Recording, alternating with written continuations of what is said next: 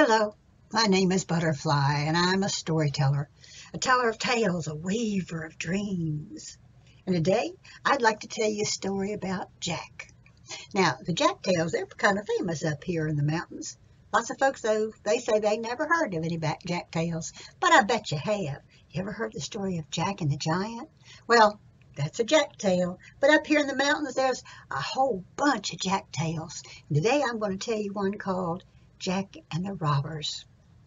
Now, Jack, I will have to admit, he was a little bit on the lazy side, kind of what folks would call trifling.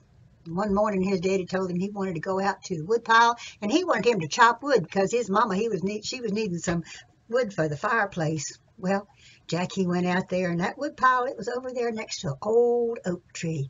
Jack, he looked at that oak tree, and he looked at that woodpile, and he thought to himself, well, he'd rest a little while before he got started.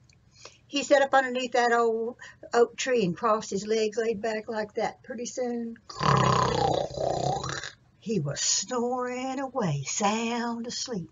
Time went on by, and in the afternoon, his daddy, his pa, he came and he says, "Now, Jack, look at there. You ain't even cut the first piece of wood. I'm going to give you a whooping for being so lazy." Now, for those of you who don't know, a whooping is a spanking or getting punished. Jack said he didn't want no whooping, so he decided that he was going to run away from home. So we went up to the house, and he got him a couple of pieces of bread, and he got him some apple cider, and he tied him up in a bandana and put him on a stick, stuck him on his shoulder, and off he went down the path to find his fortune. Well, he'd gone down the road a piece when he heard this terrible sound. Kind of went like this. Hee-haw, hee-haw. Jack, he looked over there in the field, and there's a big old donkey standing over there in the field making all that sound. Jack, he went over there, and he looked at that donkey, and he says, "What's the matter with you making all that kind of noise like that?" That poor old donkey, he hung his head down low, and he says, "Oh, woe is me. Why, I'm getting old and ain't got no strength left, and I can't pull the cart no more. And my owner, he says he's going to have me taken to the glue factory. Oh, woe is me." Well, Jack, he put his hands on his hips like that, and he says, "Well, my goodness, that's terrible. You come along with me, and we'll go seek our fortune." So off the path they went. There went Jack, and behind Jack went that old donkey off down the road to seek their fortune. Well, they hadn't gone too far again when they heard another noise, went kind of like this. Moo, moo. Can you guess what that sound was? I bet you can. That was an old cow. Jack, he looked over there on the other side of the road, and sure enough, that was what that was, an old cow making all that kind of noise. Jack, he went over there, and he says, "Well, now what's the matter with you making all that kind of noise like that?" That old cow, she hung her head, and she says, "Oh, woe is me. I'm getting old and can't give milk no more, and my owner, they say, why, they're going to cut me up and have me for hamburger for dinner. Oh, woe is me." Now, here's where I get you to help me, okay? Put your hands on your hips like that and go just like Jack did and say, "My goodness, that's terrible. Come along with me, and we'll go and seek our fortune." So there they went.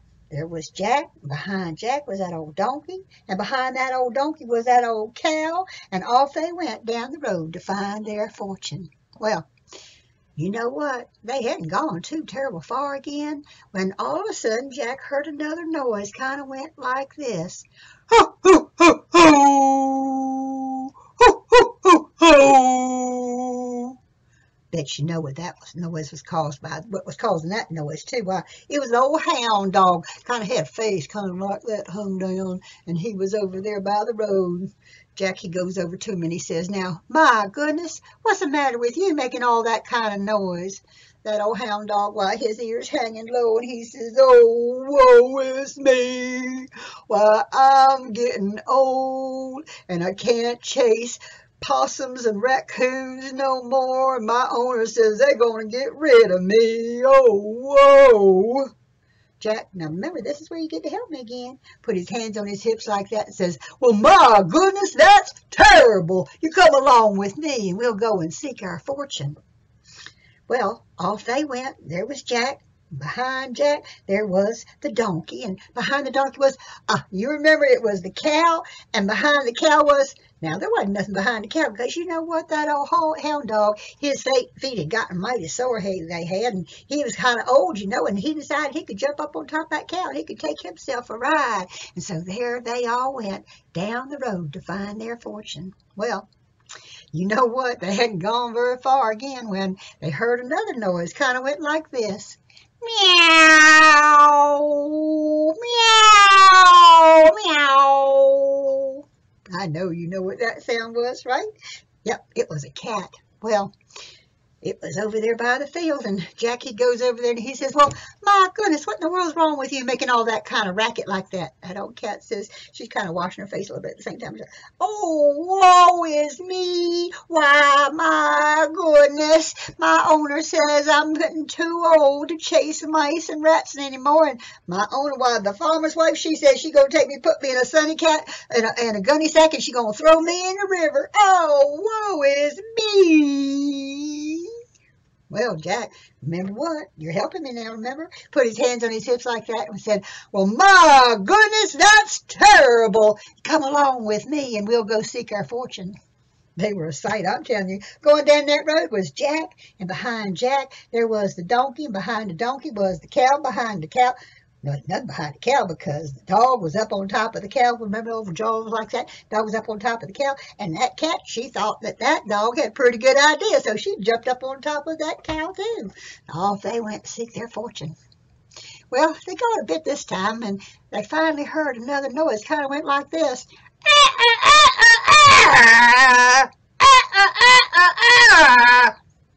My goodness, Jack thought, what in the world is that? Can you guess?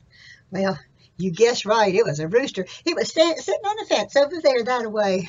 Jack, he goes over to it. And he says, well, Mike, what in the world's wrong with you making all that kind of racket like that? That old poor rooster, he hung his head a little bit, and he says, oh, woe is me.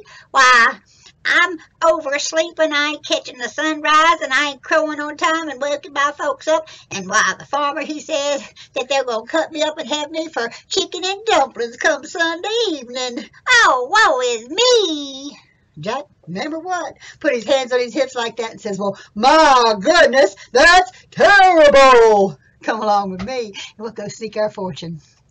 It was quite a sight, I'm telling you. There they went down that road, and there was Jack. And behind Jack was that donkey. Behind the donkey was the cow. And sitting up on top of the cow's back was the dog and the cat, and now even the rooster. And off they all went to seek their fortune. They'd gone quite a good long ways and hadn't heard no more noise, but everybody was beginning to get a little bit hungry. Why, as a matter of fact, they were more than just a little bit hungry. They were getting real hungry. Jack, he'd eat them little bit of bread he had and drank that cider a long time ago, and the cows were all beginning to complain. I'm hungry. I'm hungry. I sure am getting hungry. I'm hungry. I'm hungry too. When we going to eat? Well, Jack, he didn't know what he was going to do about it. He says, boys, I don't know where we're going to get anything to eat. I guess we'll just have to look around. And they kept on walking until finally they saw a path leading off from that road going up, like up until where there might be a house or something. Jack, he says, well, boys, I'll bet you there's a house up there at the end of the road. And if we go up there and act nice, why, they might give us something to eat. Come on, boys. And so off they went up that path. And sure enough, when they got to the end of that path, there was a big old house there. And Jack, he went up to the door, and he began to knock on the door. And knocked easy to start with.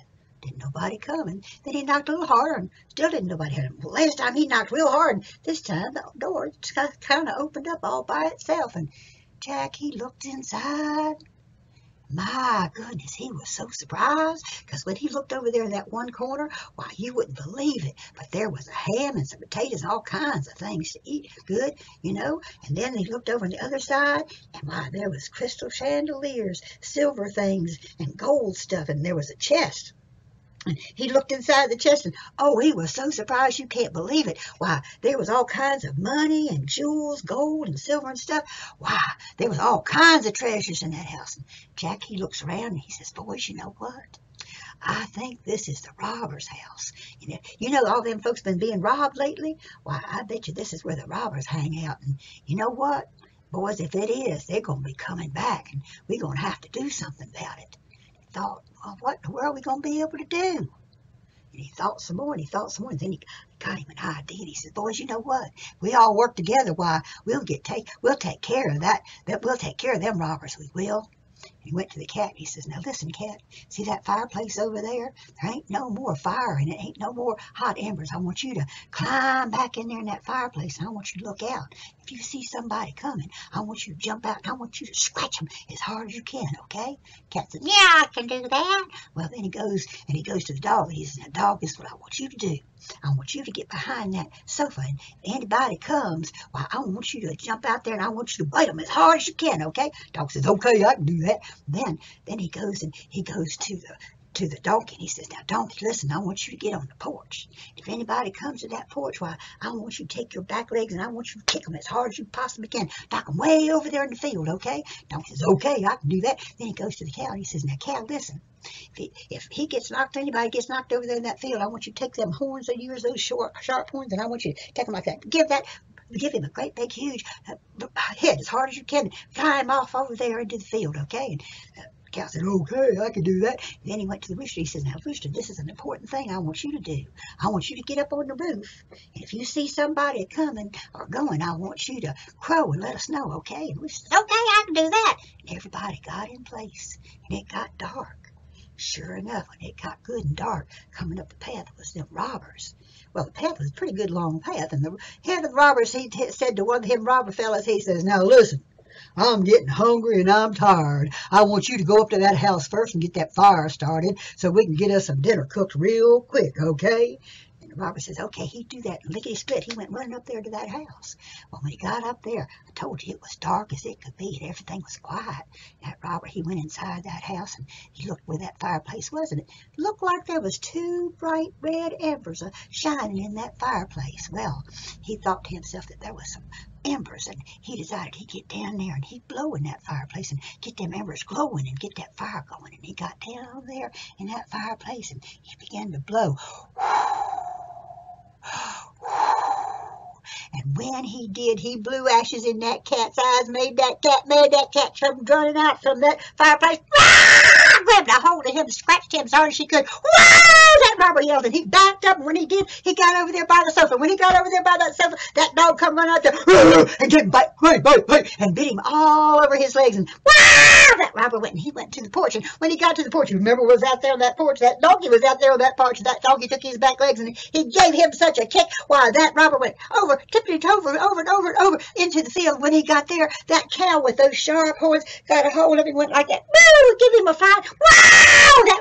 That robber, he went screaming and hollering down that path as fast as hard as he could go. And when he got down there, he went to the other robbers and he says, now boys, we can't go back up to that house no more because it's filled with monsters. Why, there was a monster in that fireplace that come out there and scratched my face, and there was another monster behind the sofa, and it bit me all over my legs, and then there was another monster in the back porch, and he gave me such a kick. I can't tell you where he gave me a kick, but he gave me such a kick. Why, flipped me all the way over to the field. When I got over there was a monster over there that had big old long horns, and he gave me another flip like that, and I went flipping and flying all into the air and come running down to tell you boys. But I got to tell you the worst one of all. Why, there was another monster up on the roof that when I was running down the path to find y'all, he was yelling, bring it back here! Bring it back here! Boys, we can't go there no more. There's some bad monsters in that house.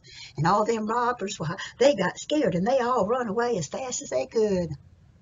Well, Jack and the cow and the donkey and the dog and the cat and the rooster, why, they was good folks, and Jack, he went to the sheriff, and he told the sheriff about that house that the robbers had, and the sheriff, why, he tried to give everybody back everything that had been stolen, but, you know, there was a lot of stuff that they couldn't find no owners for, and the sheriff told Jack that he could have them, and, why, Jack, there was enough left that Jack and them animals, why, they were able to live, you know how, happily ever after.